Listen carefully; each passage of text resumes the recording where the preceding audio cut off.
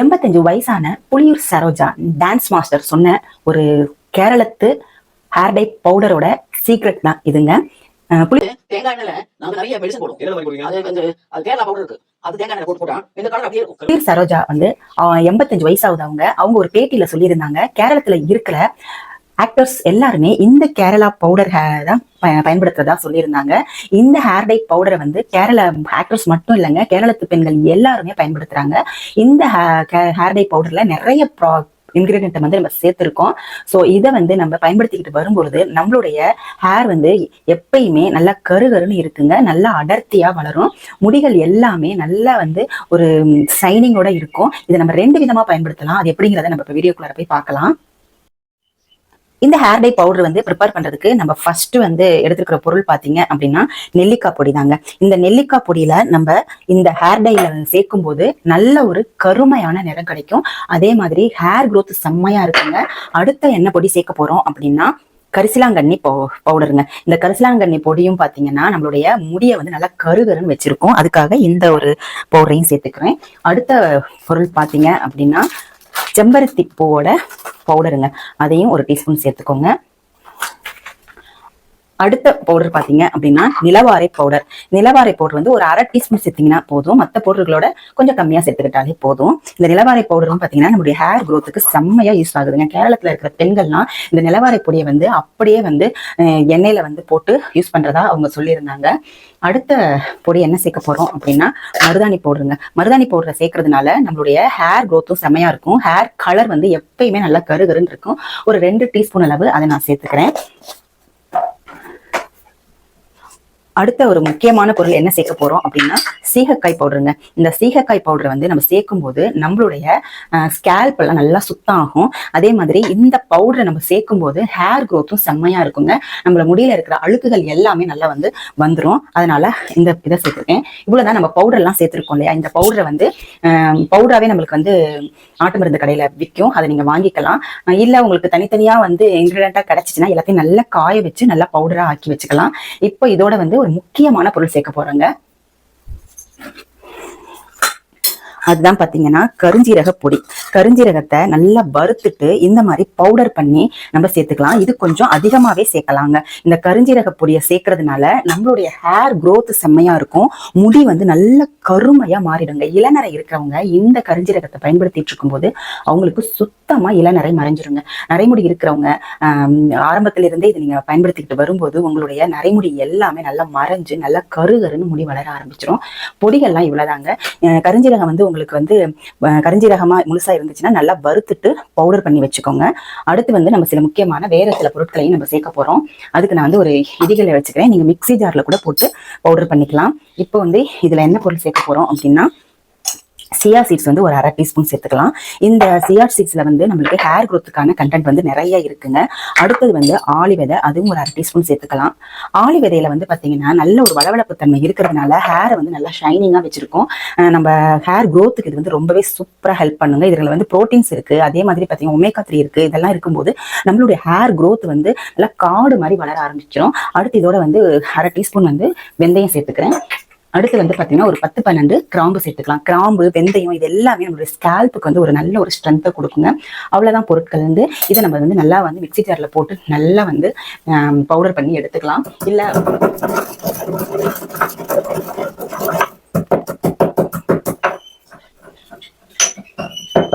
பாருங்க நல்லா பவுடர் ஆயிடுச்சு. இந்த அளவுக்கு நல்லா பவுடர் ஆகணும்.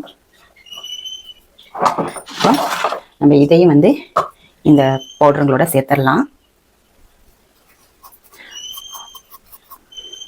அடுத்து ஒரு பவுடர் சேர்க்க போறோம்.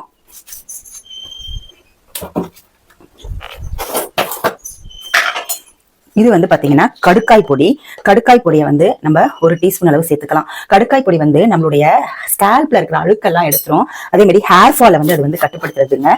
ஸோ இந்த இத்தனை பவுடர்களை வந்து நம்ம எடுத்திருக்கோம் பாருங்க. இவ்வளவு பவுடரும் சேர்ந்துதான் நம்மளுடைய ஹேரை வந்து சூப்பரா வந்து மெயின்டைன் பண்ணுங்க.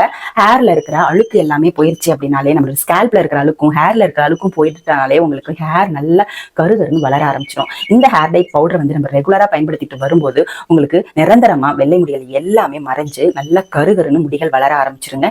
இதை வந்து ஒரு வாட்டி 2 வாட்டி பயன்படுத்தினா பத்தாது, நீங்க ரெகுலரா பயன்படுத்தணும். அதுதான் முக்கியமே. அவங்க சொன்னது வந்து பாத்தீங்கன்னா, நான் சின்ன வயசுல இருந்தே பயன்படுத்திக்கிட்டு வந்தேன் அப்படின்னு சொல்லிட்டு புலியூர் சரோஜா மேடம் சொல்லியிருந்தாங்க.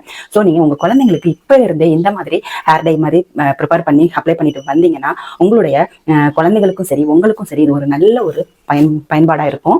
இந்த ஹேர் டை ஆயில வந்து இதை வந்து இந்த பவுடரை வந்து 2 விதமா நம்ம பயன்படுத்தலாம். ஒண்ணு வந்து பாத்தீங்க அப்படின்னா ஹேர் பேக்காவும் பயன்படுத்தலாம், இதை ஹேர் ஆயில்ல போட்டும் ரெகுலராகவும் பயன்படுத்தலாம். இப்போ நம்ம ஃபர்ஸ்ட் வந்து ஹேர் பேக்கா எப்படி பயன்படுத்துறது அப்படிங்கிறத பார்க்கலாம். இதை வந்து எல்லாத்தையுமே மிக்ஸ் பண்ணி விட்டுடுங்க.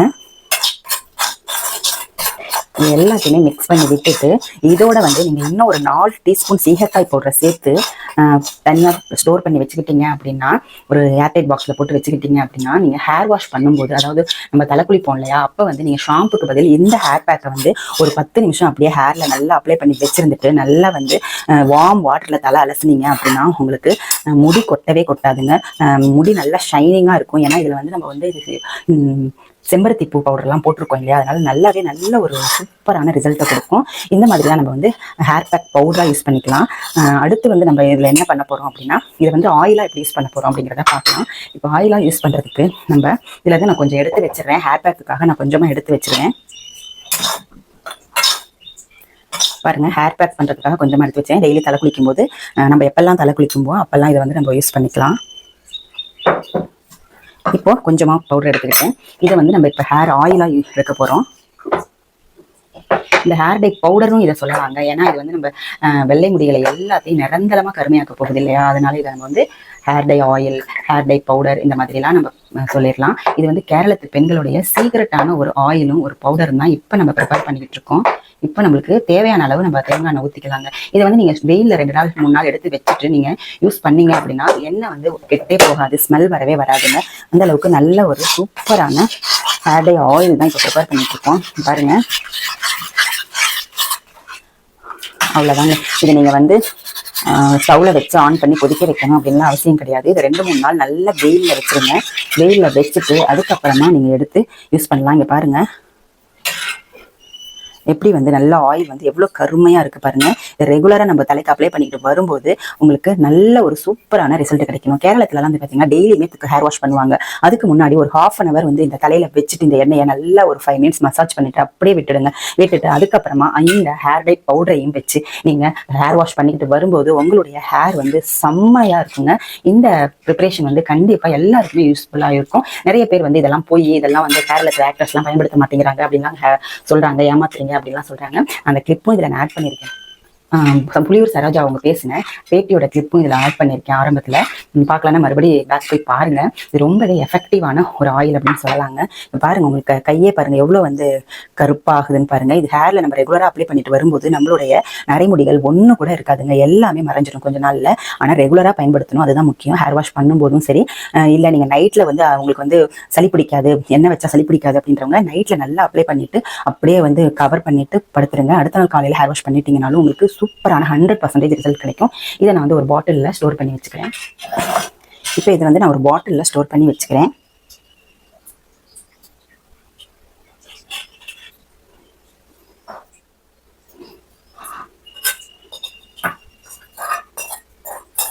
பொடியெல்லாம் எல்லாத்தையுமே பாட்டில் ஃபுல்லாக வச்சுட்டு நல்லா வெயிலில் வைங்க. அப்போதான் அந்த பொடியெல்லாம் நல்லா ஊறி உங்களுக்கு சூப்பரான ஹேர் டை ஆயில் நம்மளுக்கு கிடைக்கும்.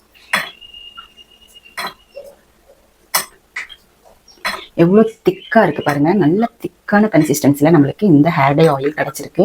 கேரளத்து பெண்களுடைய கூந்தலுடைய ரகசியத்துக்கு முக்கிய காரணம் இதுதாங்க.